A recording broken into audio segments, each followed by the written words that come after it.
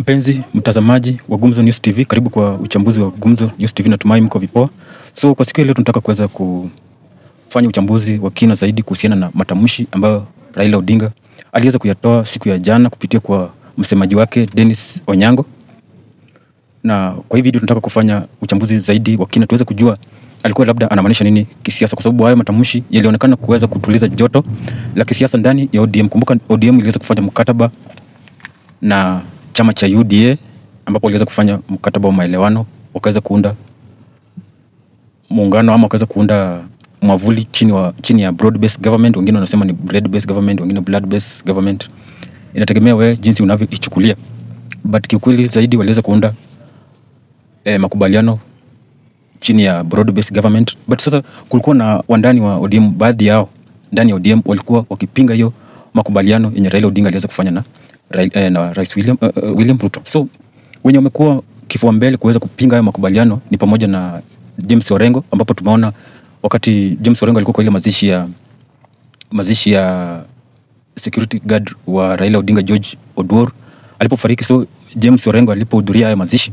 tuliona matamshi yenye aliweza kutoa matamshi makali sana kuhusiana na hii serikali, mambo yenye wamekuwa wakifanya. After hapo tukaona wale Luo professionals wakaweza kukuja na kuweza kusema James Orengo aweze kuomba msamaha kwa matamshi yenye aliweza kutoa mara aliaibisha Luo Nyanza kwa hayo matamshi. But according to me, niliona hayo matamshi yalikuwa tu matamshi mazuri, na ni vizuri pia serikali ikikosea bila shaka inakosolewa, na ikikosolewa hivyo ndio demokrasia ya kila mtu kujieleza. Na ODM hata yenyewe imekuwa ikikuza hiyo demokrasia kwa muda mrefu sana, imekuwa ikipigania demokrasia, na hata chama chenyewe hiyo ODM, the word hiyo D inasimamia democracy. So kumaanisha hakuna vile hao viongozi wengine ikiwemo Edwin Sifuna, Babu Owino, Caleb Amisi, Ostosi na wengine wale pia wenye wanashabikia broad based government, hakuna vile wataweza kushutumia waseme nyinyi sasa muondoke kwa sababu mnapinga hii broad based, ama nyinyi mbaki kwa sababu mnaunga mkono. No, kuna hiyo democracy, so long as usidhulumu mtu mwingine ama kudhulumu haki ya mwingine. Ni vizuri tu kama umekosoa hivyo, umekosoa ni mambo ya ukweli, sio propaganda, then ni vizuri bila kuhukumu ama kuhujumu haki za ule mtu mwingine ama mwenzako. So hivyo ndio imekuwa, na tumeona Edwin Sifuna amekuwa kimpiga vita Orengo, Caleb Amisi, Babu Owino, Ososi na wale wengine wote wenye wako ndani ya ODM na wanapinga hii broad based. Sababu hii broad based iliweza kuzaliwa baada ya yale maandamano yenye tulishuhudia ya Gen Z mwezi wa 6 mwaka jana. Baada ya hapo Raila Odinga akaweza serikali ya Kenya ikaweza kumsupport Raila Odinga kwa hiyo ambition yake ya kuweza kutaka kuwa mwenyekiti wa AU, akashindwa kule. So aliporudi tukaona baada ya hapo amekuwa akishirikiana na serikali, hata mpaka wale 4 expert ama ni 6 ama ni 5 wakaweza kujiunga kwa serikali ili kudumisha hiyo umoja wao under broad based government. So kutokana na hiyo vipingamizi na mambo yote yenye yamekuwa yakiendelea ndani ya ODM, kuna taarifa Raila Odinga aliweza kutoa siku ya jana kupitia kwa msemaji wake Dennis Onyango, na hiyo taarifa tunataka kuweza kujua na tuweze kujua inamaanisha nini kisiasa na kiundani zaidi, hasa kwa siasa za ODM.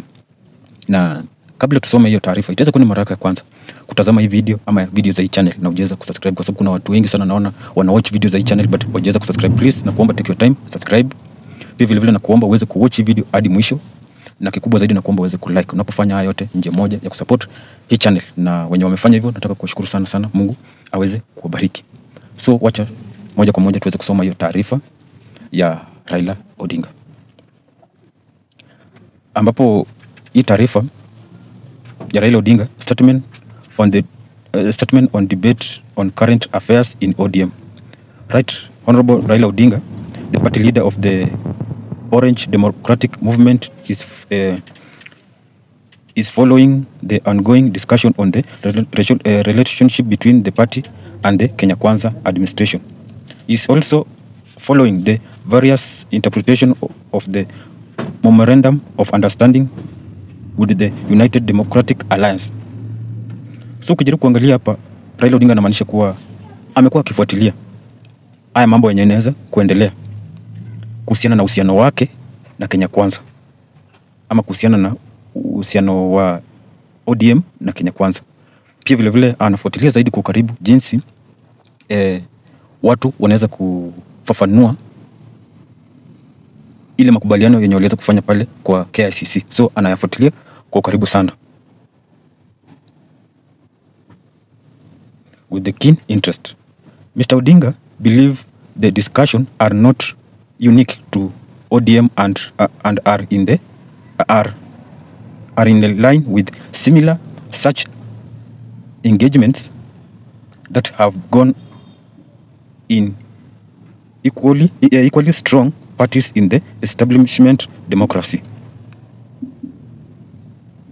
So Raila Odinga anaweza kusema hapa, haya mambo yenye yamekuwa yakiendelea sio mambo mageni, ni mambo yamekuwa kwa ODM, na hizo mambo zenye zinaendelea ama engagements zenye zinaendelea ni mambo yenye yamekuwa, na hiyo ndio baadhi ya mambo ya kuweza kufanya chama kiwe imara na kuweza kukuza demokrasia. So vile James Orengo anaongea, Edwin Sifuna, tukiona Kaluma, tukiona Junet Mohamed, haya mambo sio mambo mageni, ni mambo yenye yamekuwa yakiendelea kwa ODM, na hiyo ndio part of building or kuweka democracy we very strong, kukuza demokrasia. So wafanye vibaya, wanafanya tu vizuri according to Raila Odinga, wako sawa hivyo. Hiyo mambo yote yenye inaweza kuendelea, ufafanuzi zaidi kuhusiana na broad based government, ya makubaliano yanayoleka pale KICC, ni mambo mazuri according to Raila Odinga, kwa sababu hiyo ndio inakuza demokrasia, sio mambo mageni ndani ya ODM. It is the position of the party leaders that at the appropriate time relevant organs of the party will harmonize the diverse views and come up with harmonized position on the way forward. So wakati mnaendelea na hayo mazungumzo, kila mtu ako na views zake kuhusiana na hii broad based government hiyo yote, so anaweza tu kuhakikishia kuwa mihili za ama zile organs za chama watakuja kukaa pamoja. Wakisha kaa pamoja, watasikiza kila upande yenye inaunga broad based na yenye inapinga. After hapo watakuja watoe msimamo kama chama, watoe msimamo mmoja kama chama, na huo msimamo ndio utafuatwa kama wanachama wa ODM na wale supporters wa ODM. Simple. Hivyo ndio ameweza kusema. So waendelee tuna hiyo mjadala, waendelee anafuatilia hiyo mjadala kwa karibu zaidi, but mwisho wa siku mihili ya chama itakuja ikae pamoja, waweze kusikiza kila upande, watatoa taarifa, na ndio itakuwa taarifa ya sasa na kuendelea. Mr. Odinga appeal to ODM members and leaders to exercise decorum, civilian restraint and respect for each other as they debate the current state affairs and the future of the party. Hapa akaweza kutoa advice kwa wale wenye wanaweza kuendeleza huu mjadala, kwa waweze kuendelea na huu mjadala, but waweze kuifanya hiyo mjadala isiwe ya kudhulumu haki ya mwingine, iwe tu ni ile mjadala unaendelea kwa njia mzuri, isiwe ni mjadala wa kujaribu kutishia usalama wa mwingine ama kukeuka haki za mwingine. Hapana, waweze kufanya kwa njia ya ustaarabu. He assure members that the party will remain united and focus on matters of interest to the nation. Dennis Onyango, April 18, 2025. Hiyo ndio taarifa aliweza kutoa, na akaweza kumalizia kuhakikishia kuwa wanachama wa ODM, chama cha ODM kitaweza kubakia imara na wataweza kubakia na mshikamano wao kama ODM. Hakuna kitu kitaweza kuwatenganisha na kukuwa na hii mgongano wenye tunaona, na wataweza kufocus kwa mambo yenye inahusu taifa, but sio kwa mambo yenye inahusu watu binafsi. So hiyo ndio taarifa Raila Odinga aliweza kutoa siku ya jana. So jambo la kwanza tumeweza kuangalia kwa hii taarifa ni kuwa Raila Odinga, the way anaangalia mambo ni kama ameweza kushtuka, kwa sababu Raila Odinga alikuwa anatarajia tu atatoa mambo, ataenda kutana na Raila na William Ruto wafanye makubaliano yao, after hapo akuja hata bila kuelezea ODM wanachama wa ODM hivyo tu, then after hapo si ODM itamfollow, kwa sababu wao wamezoea mambo ya Raila Odinga kitamka ni final, hakuna kumchallenge.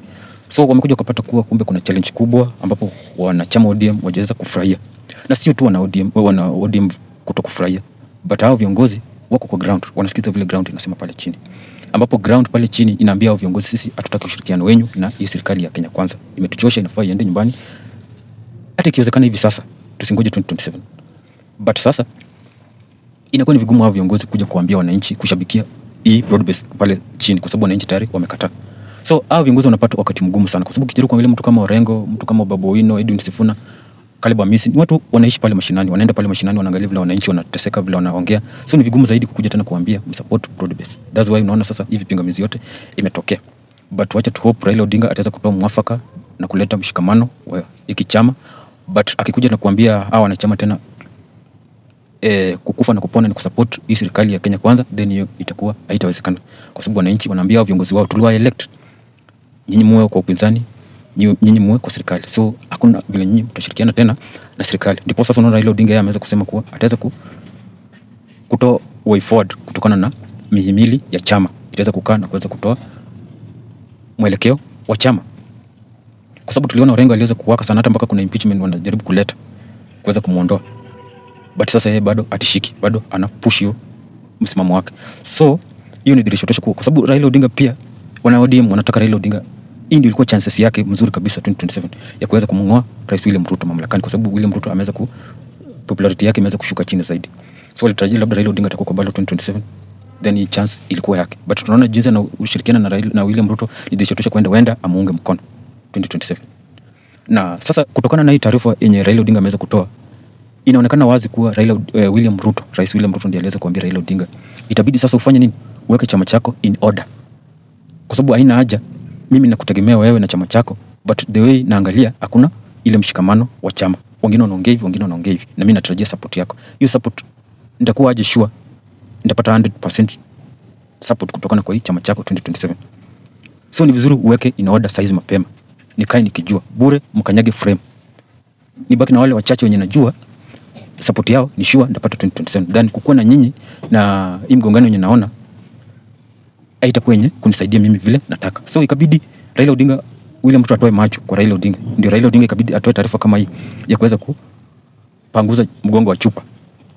But in reality hakuna vile Raila Odinga ataweza kuweka watu pamoja.